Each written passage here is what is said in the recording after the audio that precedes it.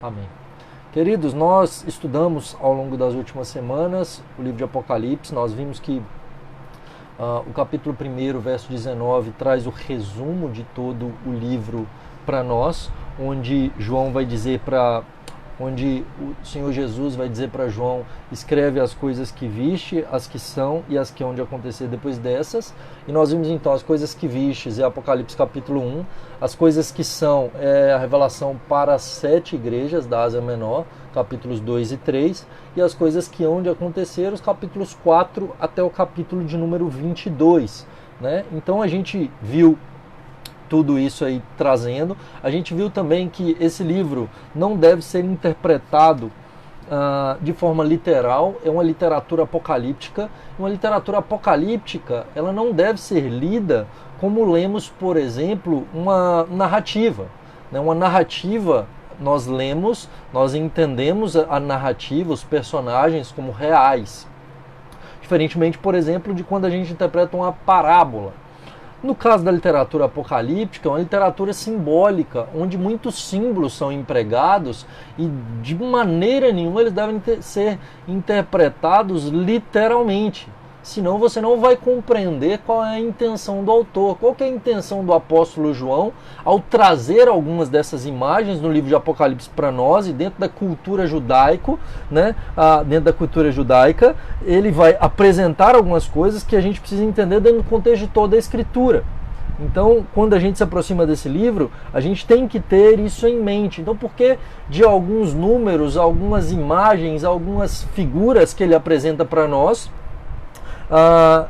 Então a gente entende o significado e o porquê ele coloca isso. Além disso, esse livro, que é um livro apocalíptico, né, a palavra apocalipse já vem da primeira palavra do grego, né, do capítulo 1, verso 1, apocalipsis, né, que é revelação, então que literalmente quer dizer revelação em grego, é trazido para nós no intuito de que a gente entenda a palavra de Deus, né? Veja, além disso, a gente viu também como ainda a introdução, a título de relembrar aquilo que nós já vimos nas últimas semanas, baseado no livro Mais que Vencedores, de William Hendrickson, que esse livro não é uma sequência cronológica. Tem muita gente que às vezes pega o livro achando que ele está numa sequência cronológica, e nem sempre o autor ele escreve a sua obra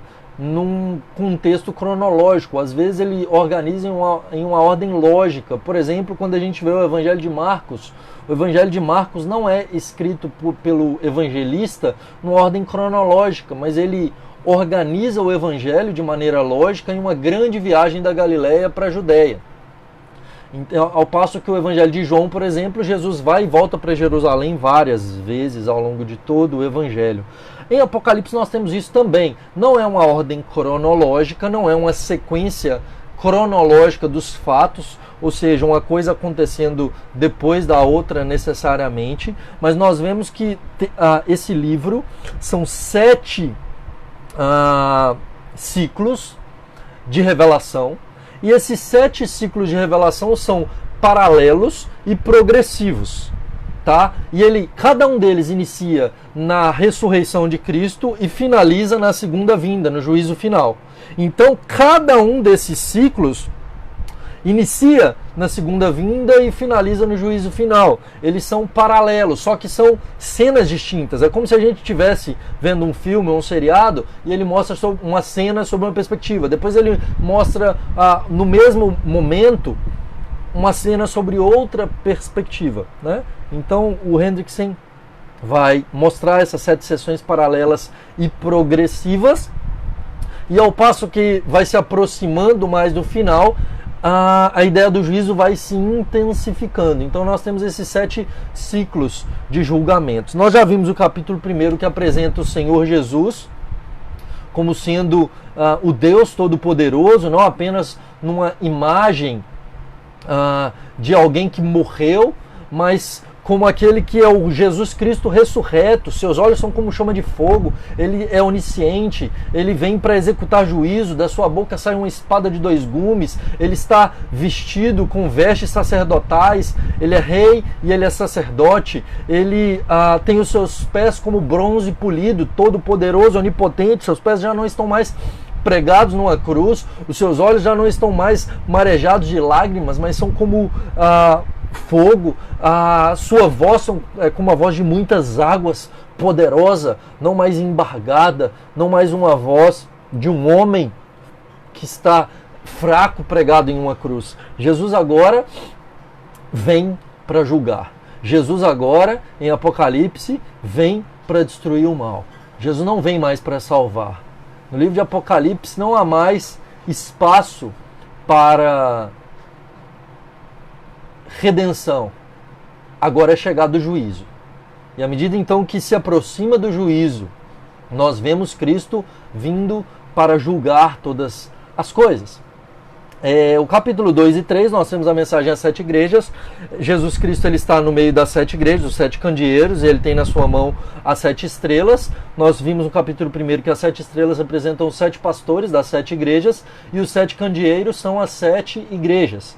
E Jesus está no meio das 7 igrejas. Então, no meio das 7 igrejas, Cristo está presente. Veja, e nós estamos falando de algumas igrejas problemáticas, igrejas que existiam, que tinham até falsos profetas no meio dela. Igrejas que são de Jesus. E Jesus fala, eu estou no meio das 7 igrejas. E quando ele se dirige, por exemplo, para Laodiceia, a 7ª igreja, né, a ordem ali das 7 igrejas está na ordem da entrega, né, que o carteiro ia entregar essas cartas. Então, iniciando por Éfeso e terminando em Laodiceia. Essa igreja, por exemplo, não recebe elogio nenhum, mas ele diz assim, eu repreendo e exorto aqueles a quem eu amo. Uma igreja de Jesus. Então quem gosta de falar que a igreja não presta, né, que não tem que ficar reunindo, né, que ter pastor, que não sei o que, nós estamos falando de igrejas que tinham pastores, igrejas que eram problemáticas, igrejas que eram de Jesus. Na Bíblia nós não temos essa figura, né, que muita gente fala, não, porque eu faço parte da igreja invisível. De fato, todos nós fazemos, mas no contexto nosso, humano, a igreja invisível, ela é composta pela igreja visível. Então, a igreja de Corinto, a igreja de Éfeso, a igreja de Filipos, a igreja de Tessalônica, a igreja em Roma, a igreja em Laodiceia, em Pérgamo, em Tiatira, em Sardes, né? Em todos esses lugares aí nós temos a igreja, Colossos. Então, igrejas reais, com pessoas, com problemas, com liderança, né? Então, e Jesus vem para poder salvar a sua igreja. E a sua igreja há de reinar com ele. Uma igreja que passa por perseguição. As 7 igrejas, 7 é um número também que são as 7 igrejas reais, né? Eram 7 igrejas visíveis, mas ao mesmo tempo aponta para um significado maior. Das 7 dá uma ideia de totalidade, completude, que nos dá a visão de todas as igrejas de todas as eras. Então essas 7 cartas servem para nós hoje, continuam servindo para nós hoje, né?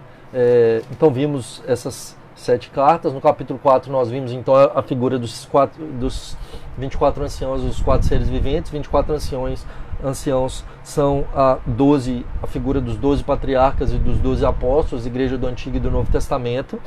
Os 4 seres viventes, a imagem de serafins, eles têm 6 asas, né? A mesma figura que Isaías tem lá em Isaías capítulo 6, quando ele vê os serafins voando com 6 asas, cobriam o rosto, os pés, e 2 voavam e clamavam uns para os outros dizendo santo, santo, santo é o Senhor. Aqui nós temos de novo eles voando com 6 asas, clamando santo, santo, santo é o Senhor, mas agora ele descreve um pouco mais para nós. Eles têm rosto de leão, de novilho, de homem e de águia, representando então toda a natureza, toda a criação adorando ao Senhor, né? O leão, os animais selváticos, o novilho, os animais domésticos, o homem como a coroa da criação e a águia, os animais que voam, né?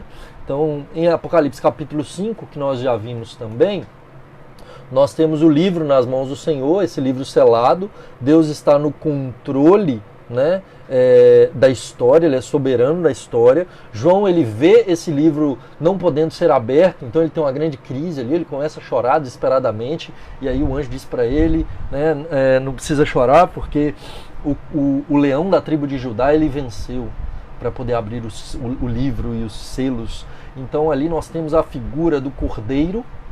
Então ele faz uma alusão a Gênesis capítulo 49, que é a bênção de Jacó para Judá, dizendo que Judá é como leãozinho, e dele, né, o leão da tribo de Judá, então é aquele cujo cetro não vai se apartar dele, que vai reinar para todo sempre, diante de quem os irmãos de Judá se curvariam. Né? Na bênção de Jacó é diferente da bênção do sonho de José, porque seus irmãos se curvariam diante de José. Na bênção de Jacó, agora inclusive José se curvaria para Judá, porque de Judá viria o leão. Viria o Messias, Jesus Cristo. E aí ele olha, ele vai procurar o leão e aparece um cordeiro que foi morto.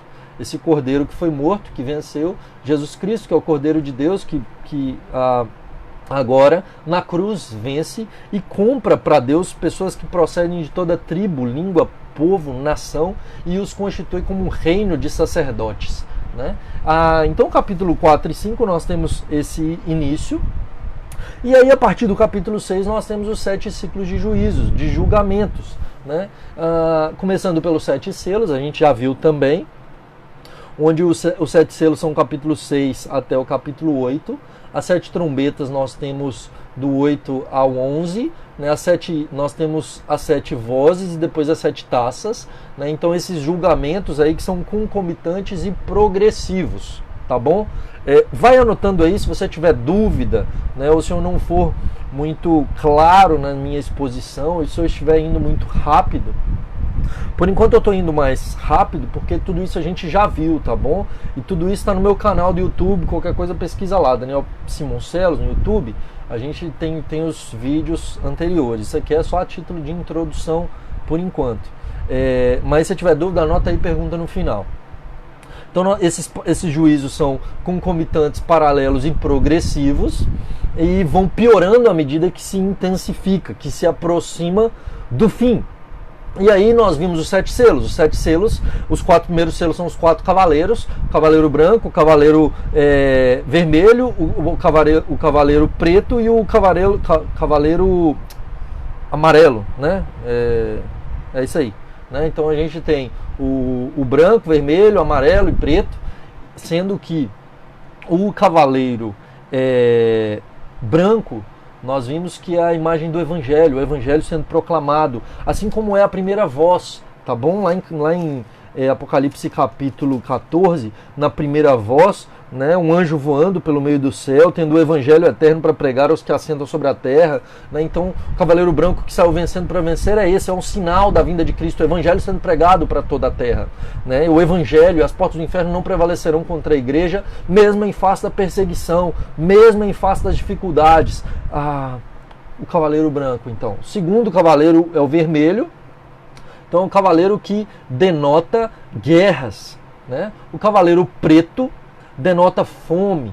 O cavaleiro amarelo, pragas, fome e guerras. Todos esses cavaleiros, então, veja que todos esses juízos se iniciam desde a primeira vinda e culminam na segunda vinda. O Evangelho está sendo pregado desde o início na primeira vinda e será pregado até a volta de Jesus. Haverá guerras desde a primeira vinda e vai continuar tendo guerra até o final. Óbvio que isso vai intensificando. Fome, desde o início até a segunda vinda. Pragas, fome, guerras, desde a primeira vinda até a segunda vinda. Nós tivemos, por exemplo, no século XIV, a peste negra, por exemplo, que matou 1/3 da Europa, milhões de pessoas. Né? E hoje a gente tem vivido, por exemplo, o Covid-19, uma pandemia que tem matado, né, milhares de pessoas também, e mostram que sim, né, nós estamos caminhando para o juízo final. Fome, guerras, né? O quinto selo, os mártires, então a igreja sendo perseguida pelas hostes malignas e sendo morta, né? Então isso vai acontecer desde Cristo sendo morto até os 12 apóstolos e até a segunda vinda de Jesus. O sexto selo, terremoto, e aí então o juízo começa a se intensificar. No sexto selo há um terremoto gigantesco e o céu é removido. É como se houvesse uma união cósmica do céu com a terra. como se agora o juízo é chegado, os reis da terra se escondem e vem a ira de Deus para julgar o mundo. Tudo isso então iniciando na primeira vinda e culminando na segunda. Ele vai citar os 144 mil selados, que os TJs vão defender como sendo, defendiam antes de terem mais de 144 mil pessoas, né, membros da igreja deles, eles diziam que seriam salvos. Obviamente que não são os salvos. Esse número é simbólico, 12 vezes 12 vezes 1000. Igreja do Antigo Testamento, Igreja do Novo Testamento, milhares de milhões de pessoas. Nós temos então, capítulo 6 e 7, uma visão do todo, do início até o fim. Milhões e milhões de pessoas sendo salvas, milhões e milhões de pessoas reinando com Cristo. Aqui ele já dá uma visão do todo, ele já dá o spoiler do final. O Cordeiro venceu, o Cordeiro venceu. O capítulo 5 ele já diz isso, o Cordeiro venceu, né? Resgatou, nós vamos reinar com ele. O 6 e 7, o juízo vem e o povo de Deus vai reinar e vai ser glorificado. E veja que o capítulo 7 ele já mostra o final, a visão dos glorificados. Então todos aqueles que foram glorificados, uma multidão inumerável, a igreja de Deus reinando com Cristo. Hoje então, a gente dá prosseguimento a partir do capítulo 8, a gente já viu até o 7, a partir do capítulo 8, o conteúdo do sétimo selo. Então iniciam-se as 7 trombetas, e aí a gente vai caminhando aqui até onde der hoje, e aí acredito que semana que vem, no máximo, a gente já finaliza o livro de Apocalipse, coisa boa, né? E então o que nós temos? Nós temos as 7 trombetas. A primeira trombeta, veja que são paralelos e progressivos. Nós temos granizo e fogo destruindo as plantas do mundo. Então, veja, por que no juízo, e nessa visão do juízo, nós temos a criação sendo destruída? Porque o propósito de Deus em Apocalipse é justamente mostrar que há uma espécie de progressão, né? Inicia-se com a árvore da vida, no capítulo 1, por exemplo, né? O capítulo 1 e 2 e 3, com a árvore da vida no centro do jardim. Né, o primeiro Adão ali e Eva.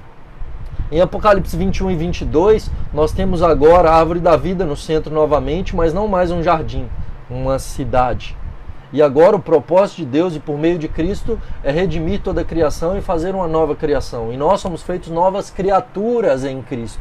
Então por isso a criação ela começa a ser destruída, porque Deus há de fazer novas todas as coisas. Granizo e fogo então destroem as plantas do mundo na primeira trombeta. Na segunda trombeta nós temos um meteoro atingindo os oceanos e causando morte no mar. A terceira trombeta, né, atingindo lagos e rios, né, então as águas doces aí. Na quarta trombeta nós temos o sol e a lua escurecendo. Então a figura do juízo, o juiz é chegado ao mundo. Então isso já se intensificando, isso já caminhando para o fim.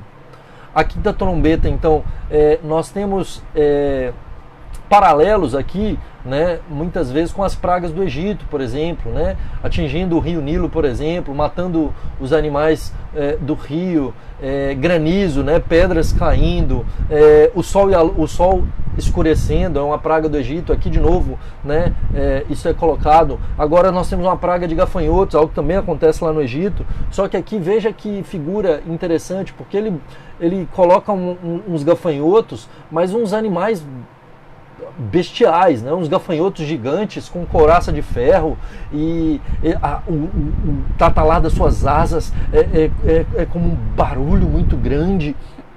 E eles ferem como um escorpião, e a ferida deles não mata de cara, mas gera uma dor lancinante, fere a humanidade. E eu me lembro quando eu tive uma aula de Apocalipse com o Luiz Saião, há alguns anos atrás, quando eu fiz o primeiro mestrado no Servo de Cristo, e ele comentando, né, numa viagem lá, ele falou, imagine que João está vendo um negócio que ele não entendia para a época. Então isso aqui poderia ser, eu não estou dizendo que né, mas poderia ser tipo um helicóptero, né, couraças de ferro, o barulho das asas batendo, né, e essa ferida de escorpião, né, que é uma dor lancinante, poderiam ser tiros, né. Pode ser algo que a gente nem nunca viu, né? Pode ser algo de fato que vai acontecer, mas veja, isso nos traz uma imagem de uma guerra acontecendo e os homens sendo mortos e a humanidade sendo punida por causa do seu próprio mal. E veja que fome, né, a morte, doenças, epidemias, guerras, tudo isso é consequência do pecado. E não deixa de ser um juízo de Deus, no sentido de que porque o homem pecou, ele sofre por conta disso. Obviamente que Deus oferece a salvação por meio de Cristo, mas aqueles que não creem, eles vão sofrer esse juízo até o fim. A sexta trombeta agora, nós temos 4 anjos, com um exército de 20 mil, vezes 10 milhares, matando a terça parte dos homens. Então nós temos aí um exército, né, anjos da morte, matando 1/3 dos homens na terra. E ainda não é o fim. Isso é algo que acontece antes da vinda, antes do juízo final. Então, há sim, né, pessoas, o juízo de Deus acontecendo hoje. E sim, né, hoje nós vemos muitas vezes pestes, guerras, fome, e tudo isso como consequência do pecado e porque o homem virou as costas para Deus. E tudo isso ainda há tempo de arrependimento. Ainda há tempo de se voltar para o Criador. Ainda há tempo de buscar a face de Deus. Então nós chegamos na sétima trombeta. E essa sétima trombeta, ela, na verdade, vai trazer 7 anjos com as 7 taças. Tá? Isso vai ser mais para frente. No capítulo 10, então, que chegamos agora, depois da sexta trombeta, nós temos um anjo forte. Olha que legal, versículo 1, um anjo forte. E é interessante porque às vezes a gente deixa passar despercebido essa visão dos anjos na Bíblia, né? Então você tem anjos diferentes, serafins, por exemplo, tem 6 asas. Você tem um anjo forte. Anjo forte aqui é um camarada que é bruto, né? Um ser angelical que é bruto. Você tem anjos que não são fortes. Gabriel, por exemplo, não é forte. Gabriel é um anjo mensageiro. Quando o príncipe da Pérsia, da Grécia lá, seguram ele não consegue sair. Até que o arcanjo Miguel, príncipe, né? O príncipe dos anjos aí, ele vai lá e o liberta, né? Porque o Miguel é bruto, o Gabriel não. Aqui a gente tem um anjo forte. Na ressurreição de Cristo, quando desce um anjo lá no episódio lá, né, das mulheres chegando lá e vendo a pedra removida, quando ele desce, há um terremoto na hora que ele aterriza, né? Um anjo forte desce. E aqui nós temos um anjo forte. E esse anjo forte, né, o rosto é como o sol, as pernas como coluna de fogo, né? Ele tem um livro aberto, né? E aí então ele diz para João comer desse livro, né? Devora esse livro. E aí então ele ainda haverá de profetizar. Então nós temos as 2 testemunhas no capítulo 11. Essas 2 testemunhas, né, que aparecem e dão uma imagem para nós, né, que estão pregando, né, elas têm poder de pregar, da sua boca sai fogo, né? Então o que são essas 2 testemunhas aí na minha visão? E muito se diz, né, acerca delas, não há algo muito fechado, né, nesse sentido, mas tem gente que vai dizer, por exemplo, que é o Moisés e o Elias, né? Ou Enoque e Elias que não morreram, então eles apareceram e eles vão voltar naquele momento, né? O que me parece dessas 2 testemunhas é uma figura da própria igreja, da autoridade da palavra de Deus, na verdade, não da igreja em si, mas da palavra de Deus e do poder da palavra de Deus. Porque veja, o poder não se encontra em nós como crentes, o poder se encontra na palavra de Deus. Né? Então esses homens aí então eles se levantam e para mim é claramente uma imagem do Antigo e Novo Testamento, e eles pregam, né? E os inimigos tentam prendê-los, tentam calá-los, mas não conseguem, né? Então para mim claramente é próximo do tempo do fim.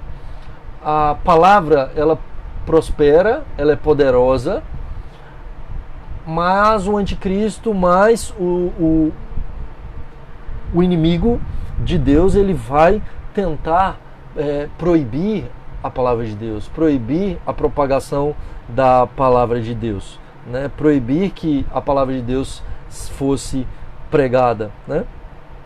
Então, possivelmente aqui, na minha visão, é isso, né? E até que vai chegar um momento do juízo, né, onde os homens já não mais ouvirão a palavra. Virá apenas o juízo para eles, né? Então aí vem o terremoto e morre, né, o pessoal, aí uma galera, né, de 7.000 pessoas. E aí chega a sétima trombeta, né, desses 7 anjos com as 7 taças, que nós veremos as 7 taças na sequência. No capítulo 12, nós temos a figura do dragão com a mulher e o dragão, no capítulo 12. E que mulher é essa, né, apresentada para nós? Essa mulher que é vestida do sol, com a lua, com a coroa de bronze, achando-se grávida, é a figura da igreja. Então ela representa para nós a igreja veterotestamentária e neotestamentária, e, né, do povo de Deus, representa o povo de Deus. E do povo de Deus nasce o Messias, né? Então ela está grávida e nasce o menino. O dragão quer matar o menino, não consegue matar o menino, né? Que é a figura do Senhor Jesus. E então ele persegue a mulher, né?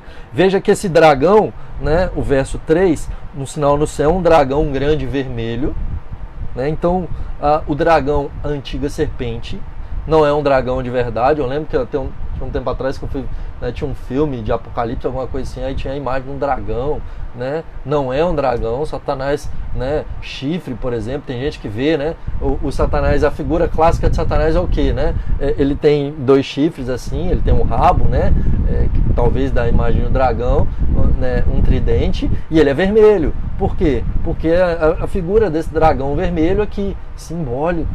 Tá? Satanás, na verdade, quando ele aparece, dificilmente ele aparece nessa figura de um dragão. Aqui é porque o apóstolo João, ele tem a visão real das coisas, né?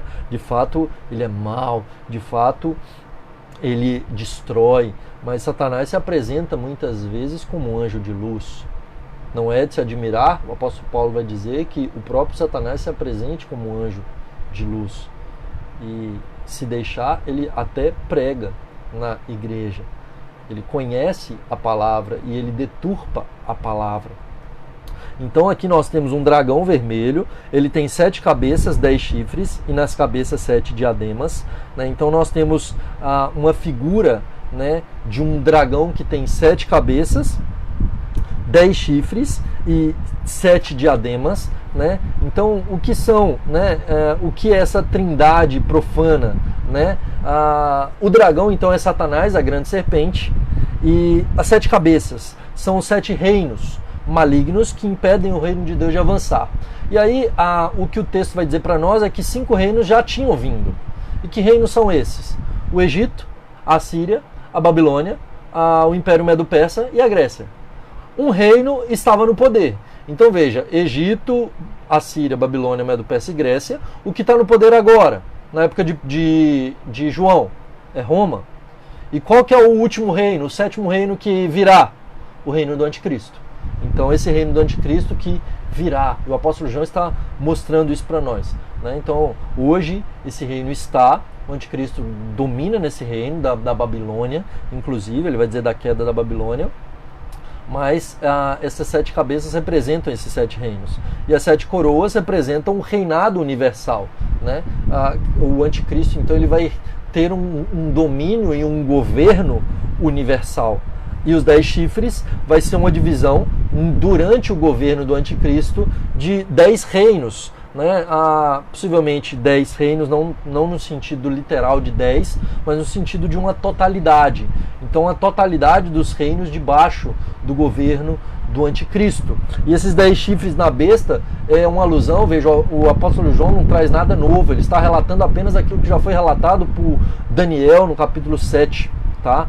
Falando da besta com os 10 chifres.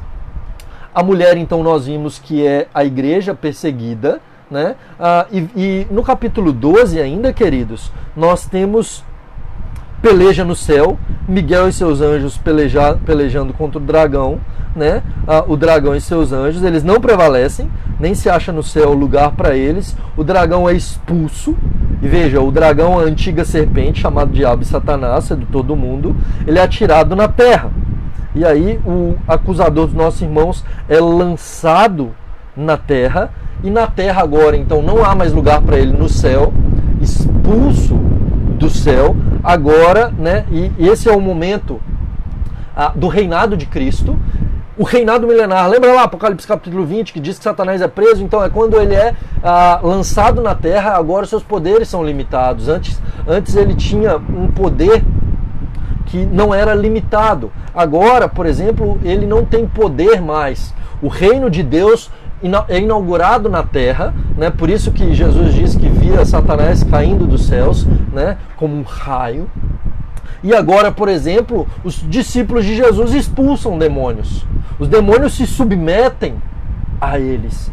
Agora estão presos, é isso que Jesus diz, né, em Marcos capítulo 3, que o valente, quando ele entra na casa do valente, amarra o valente, né, fazendo uma alusão ao próprio Satanás. E aqui então, Satanás é lançado na terra, seus poderes são limitados, ele agora não tem mais poderes sobre o mundo, ele não governa, mesmo nesse governo usurpador, as portas do inferno não prevalecem contra a igreja, contudo ele sabe que ele ainda tem pouco tempo e ele persegue a mulher, então ele vai perseguir a igreja, né? E essa mulher então, ela é preservada pelo Senhor, Deus vai cuidar dela até que chegue o momento de fato em que ela haverá de ser perseguida, e a igreja é perseguida ao longo da história, e muitos morrem durante essa perseguição.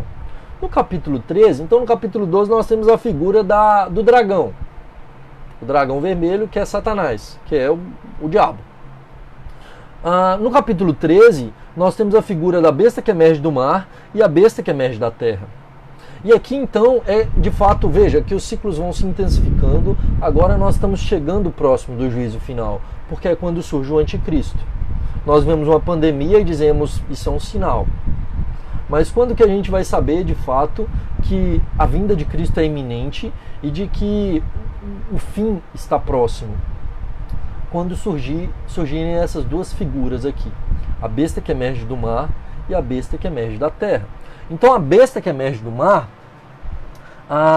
no capítulo 13, e nós temos essa imagem também em Daniel capítulo 7, normalmente besta que emerge do mar, num contexto judaico, que vem do mar, não é a que vem da terra, faz uma referência a nações gentílicas. Então possivelmente o anticristo não será um judeu, possivelmente ele vai ser um gentio.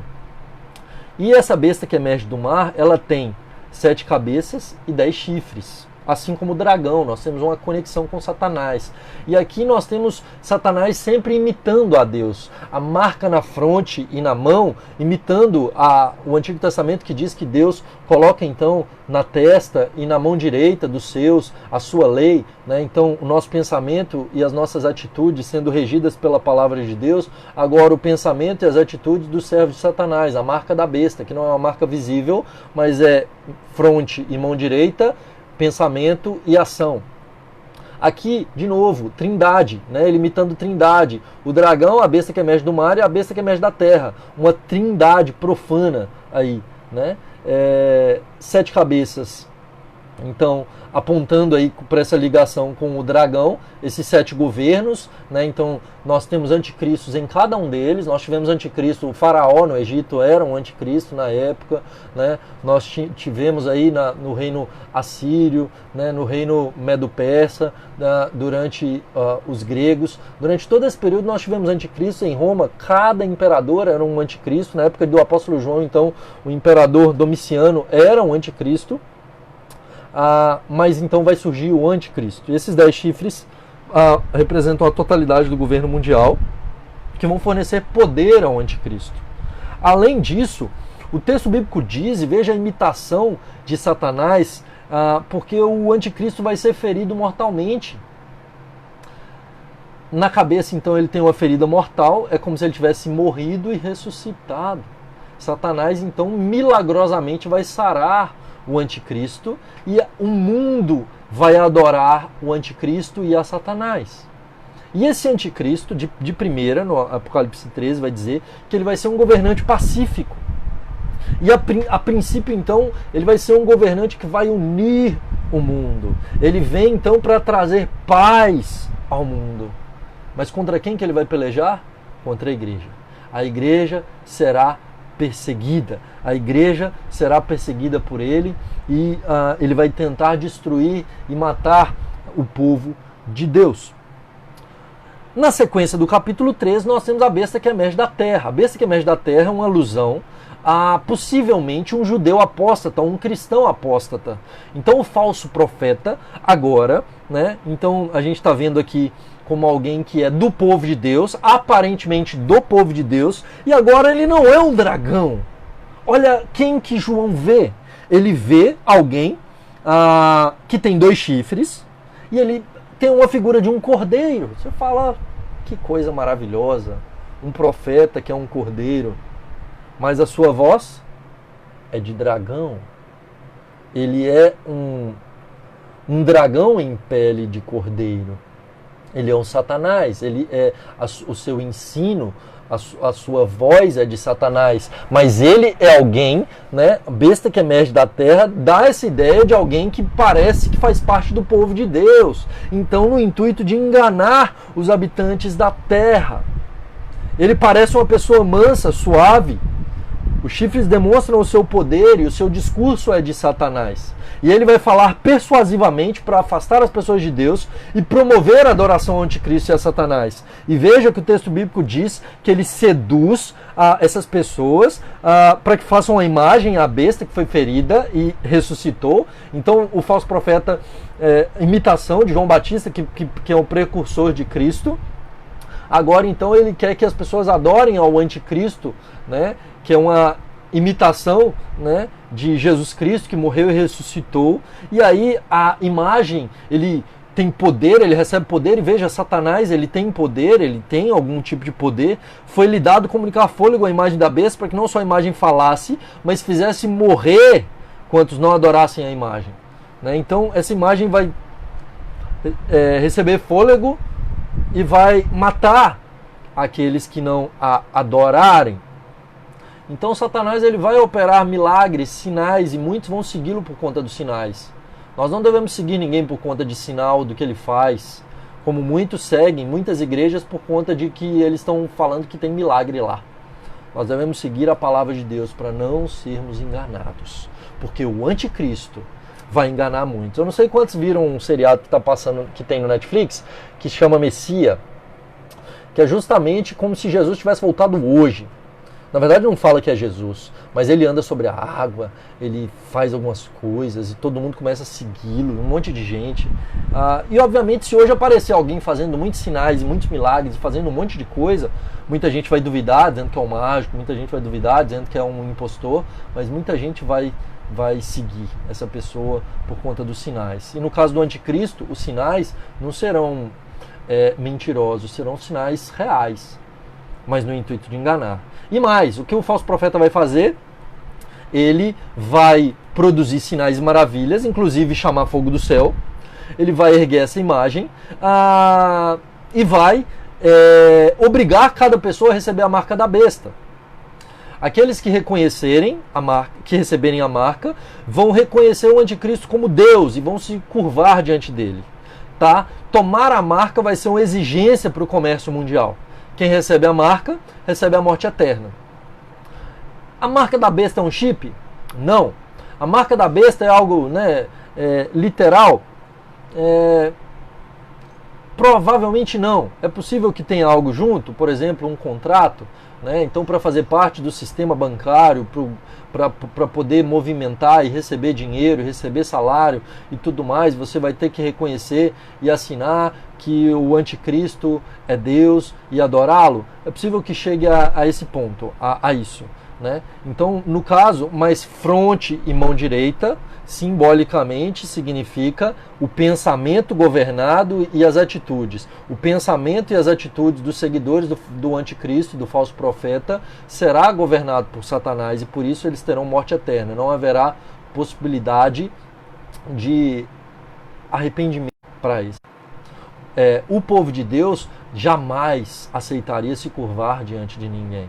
O povo de Deus jamais aceitaria se curvar diante do anticristo.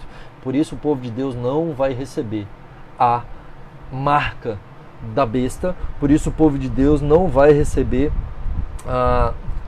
dessa marca, porque não vai adorar o falso profeta e nem vai se curvar diante do anticristo. Os santos vão se recusar à marca e por isso eles serão perseguidos.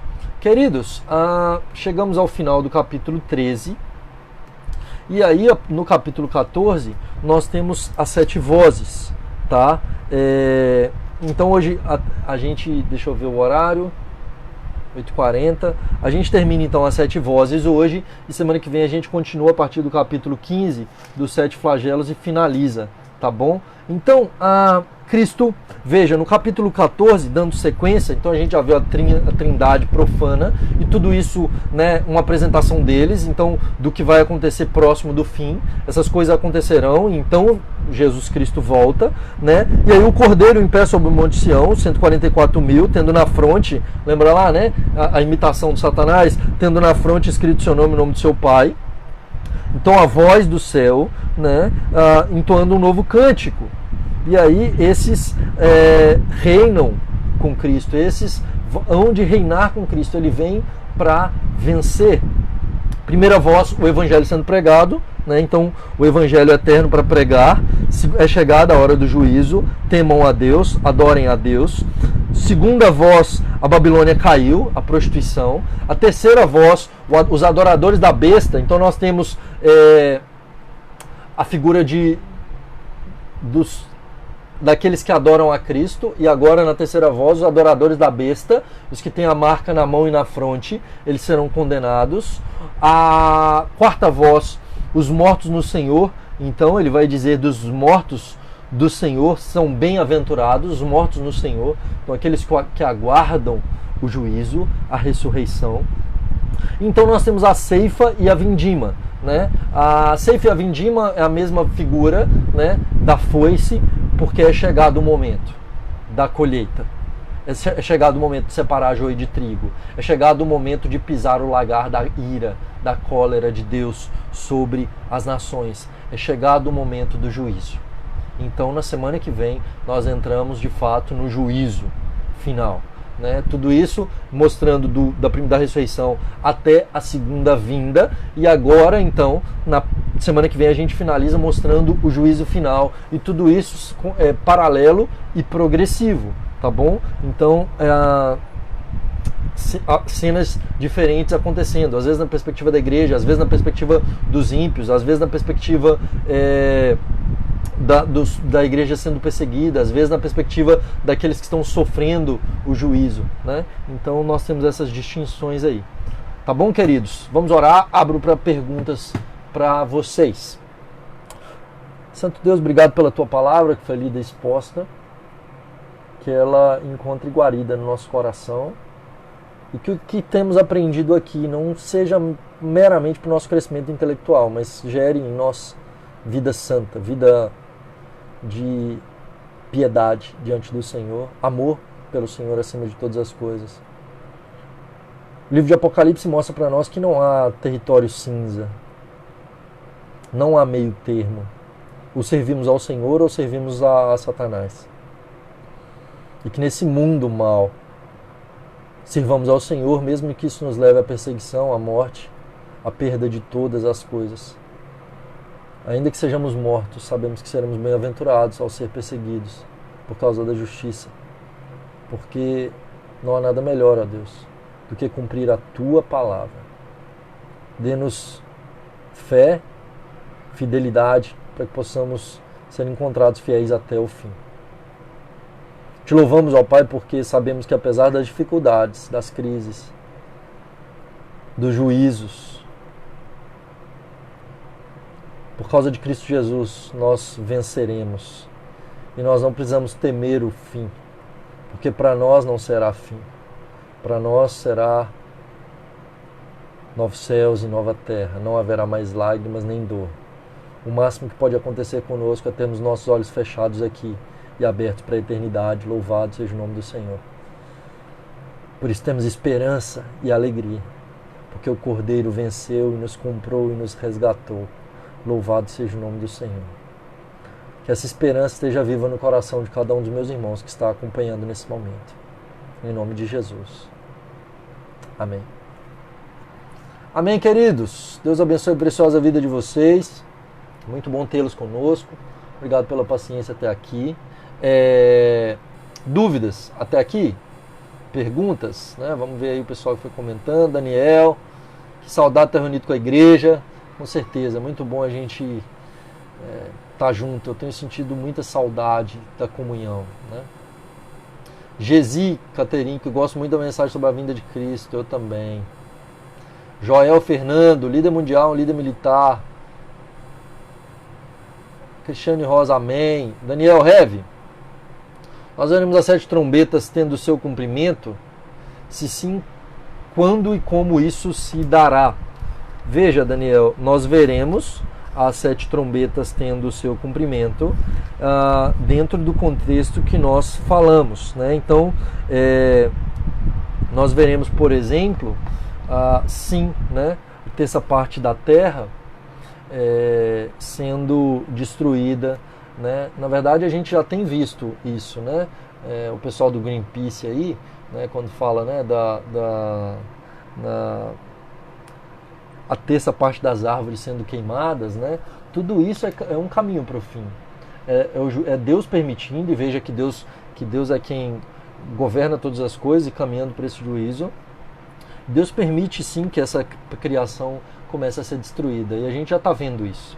Tá? Isso começa lá. No final, isso vai ser muito mais visível, de forma muito mais clara. Né? Por exemplo, o mar, né? Então, e tudo isso já está acontecendo, né? No sentido dos animais morrendo, né? de petróleo e tudo mais, né? Chegado, então, nas águas doces. Né? Então, a questão, quando vai se intensificando e chegando mais na visão do juízo, aí vai ser no juízo final, que aí vai ser uma visão mais clara das coisas que vão acontecer. Mas as coisas a gente verá, e obviamente que não será literal como a gente está vendo, a gente vai entender. Né? Então, quando fala de dragão, quando fala de cabeça, quando fala de juízo vindo, o céu sendo removido e tudo mais, isso tudo vai acontecer. Linguagem simbólica, mas de fato a gente vai entender. Né? Quando acontecer, isso aqui está aqui justamente para que o povo de Deus saiba. Então a gente está estudando isso justamente para que quando vier a gente vai saber. Não é para a gente ficar imaginando, falando assim, não, vai ser assim, assim, né, para dizer e criar a sériezinha, né, deixar para trás e tal, que é viagem, é ficção, não tem nada a ver com Bíblia. Não é para isso. É para quando acontecer a gente saber. A profecia tem sempre esse propósito. Para quando ocorrer, a gente dizer, estava escrito. Entendi, vem de Deus. Entendeu? Nesse caso aí, vai acontecer e nós veremos, nós saberemos quando acontecer. Josi, que saudade de estar na igreja dos irmãos também, muita saudade. Mais alguma dúvida, comentário, meus irmãos, queridos, amados?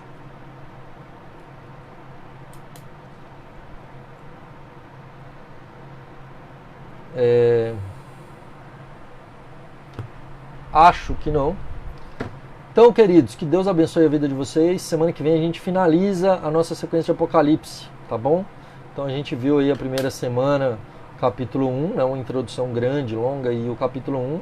Vimos na segunda semana os capítulos 2 e 3. Na terceira semana os capítulos 4, 5 a 7. Essa é a quarta semana, já estamos há um mês em Apocalipse, né? Vimos capítulos 8 a 14. Semana que vem a gente vê o 15 a 22, se Deus quiser. 5 semanas de Apocalipse, coisa boa, né? Deus abençoe vocês. Michele, Deus te abençoe, querida. Bom tê-la conosco.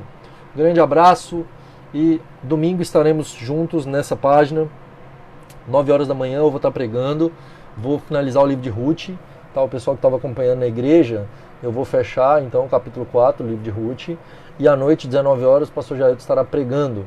17h30 teremos pregação da Igreja Presbiteriana Esperança na página da IPB Esperança aqui no Facebook, e o pastor Lucas será o pregador lá, tá bom? Deus abençoe vocês, queridos. Grande abraço. Valeu, Dani. Abraço.